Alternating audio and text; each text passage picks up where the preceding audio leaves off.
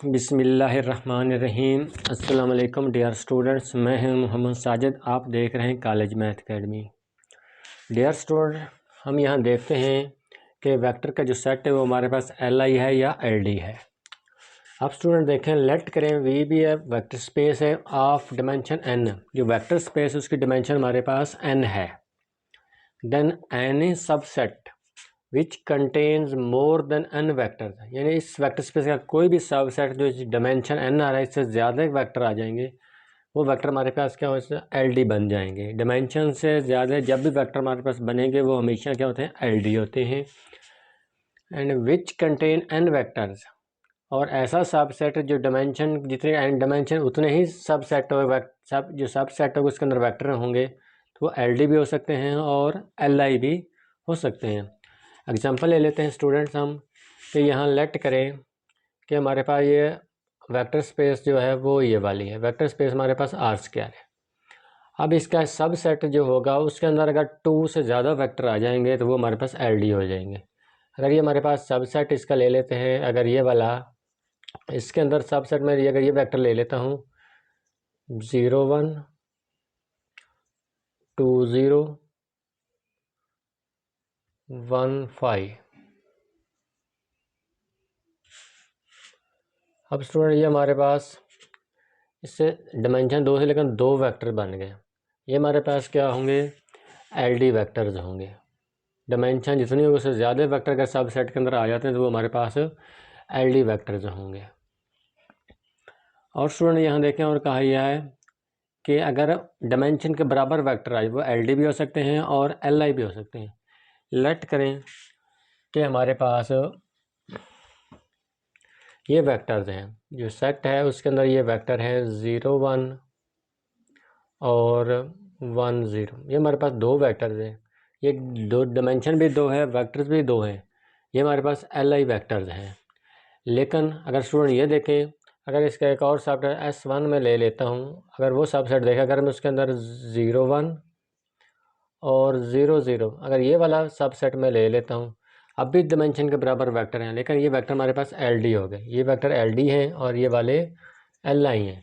यानी जो डायमेंशन के बराबर वेक्टर होते हैं वो एल आई भी हो सकते हैं और एल डी भी हो सकते हैं। लेकिन जो डायमेंशन से ज़्यादा वेक्टर आ जाएंगे तो वो हमारे पास हमेशा क्या होंगे, एल डी वेक्टर्स होंगे।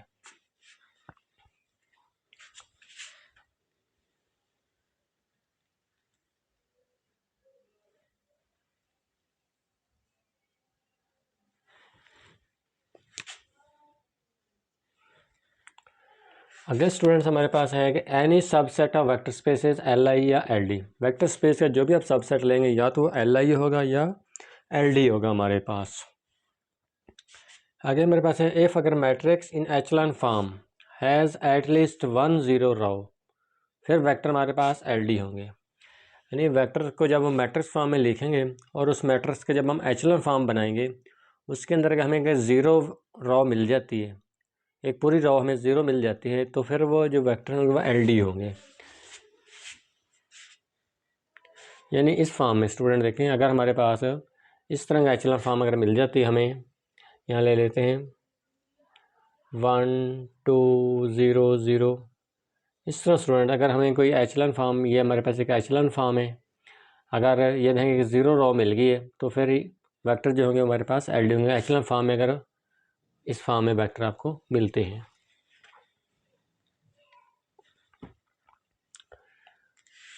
A set of vectors is LD if and only if at least one of vector is expressible as linear combination of other vectors।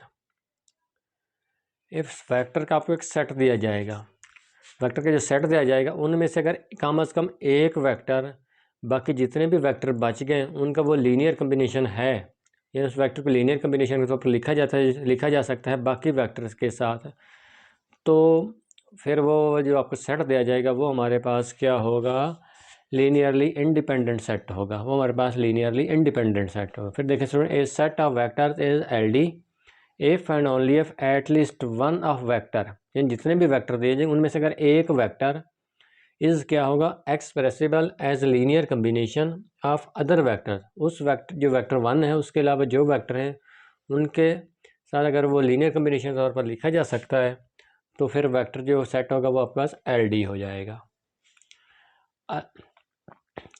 Otherwise LI, अगर जितने भी सेट आपको वेक्टर का दिया गया उनमें से कोई भी वेक्टर दूसरे वेक्टर के लीनियर कम्बिनेशन के तौर पर नहीं लिखा जा सकता तो फिर वो सेट आपके पास लीनियरली इंडिपेंडेंट यानी LI होगा।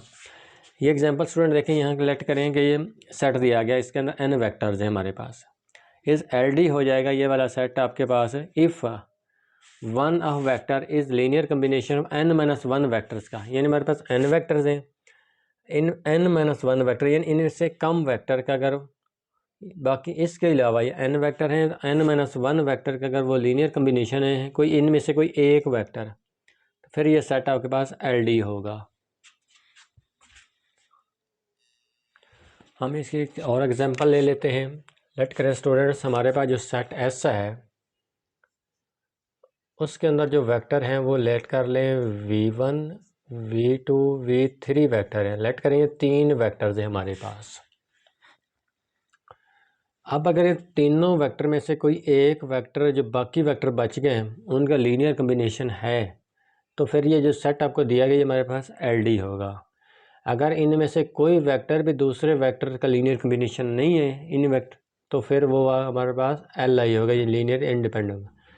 लेट करेगा इस सेट में से एक वेक्टर हमारे पास से लेट कर लेते, मैं लेटर V2 वेक्टर लेता हूँ। V2 वेक्टर जो वो लीनियर कम्बिनेशन इस तरह बनाता है कि A1 V1 plus A2 V3, यानी V1 और V2 के साथ लीनियर कम्बिनेशन के तौर पर लिखा जा सकता है कि V2 वेक्टर जो है वो V1 और V3 के साथ लीनियर कम्बिनेशन के तौर पर लिखा जा सकता है तो फिर ये सेट हमारे पास LD होगा।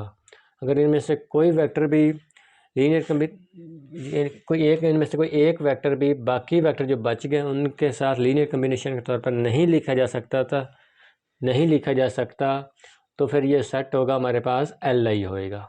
अगर इस फॉर्म में होगा यानी V2 है वो लीनियर कम्बिनेशन के तौर पर लिखा गया है V1 और V3 के तौर पर, तो ये हमारे पास, इसलिए ये सेट हमारे पास अब LD हो जाएगा।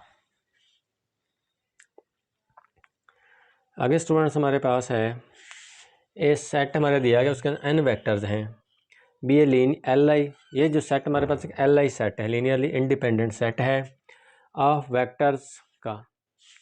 इन वेक्टर स्पेस V में, ये वेक्टर स्पेस V है उसका ये हमारे पास एक LI सबसेट है, जो वेक्टर्स है वो LI हैं। इफ़ एक और वेक्टर है जो वेक्टर स्पेस से बिलोंग करता है, वो V वेक्टर लेते हैं जो वेक्टर स्पेस से बिलोंग करता है, देन S1 एक नया सबसेट है जिसके अंदर ये V बिलोंग करता है वो भी आ जाता है, इज़ LI। अगर एक और वेक्टर जो V से बिलोंग कर रहा था, ये सेट था, इसके n वेक्टर थे, हमने एक और वेक्टर ये LI सेट भी था, हमने क्या कर वेक्टर स्पेस से एक और वेक्टर लिया V ले लिया, जब वो इस सेट के अंदर शामिल करेंगे हमारे पास एक नया सेट मिल जाएगा। अब ये जो नया सेट मिला है ये भी LI होगा, पहला भी LI था और जो नया सेट मिला है ये भी LI होगा। अब उस V वेक्टर को उसके अंदर ऐड किया, इस कंडीशन के तहत ये LI बनेगा जब अगर वो वेक्टर जो आपने ये ले रहे हैं इसके स्पैन से बिलोंग नहीं करता, जो V does not belong to S span से, ये S के जो स्पैन से बिलोंग नहीं करता, फिर ये जो सेट है आपका LI हो जाएगा। वो भी LI था, ये भी LI उस सूरत में होगा अगर ये वाला जो सेट V लिया वेक्टर ले लिया अगर इसके स्पैन से बिलोंग नहीं करता। अगर स्पैन से बिलोंग कर जाता है तो फिर ये सेट जो होगा ये आपका LD होगा।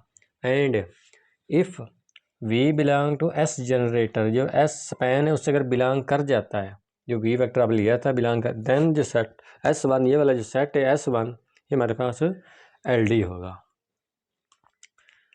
स्टूडेंट्स अगर आपको ये लेक्चर पसंद आया है तो हमारे चैनल को सब्सक्राइब करें और लाइक करें। अल्लाह हाफिज़।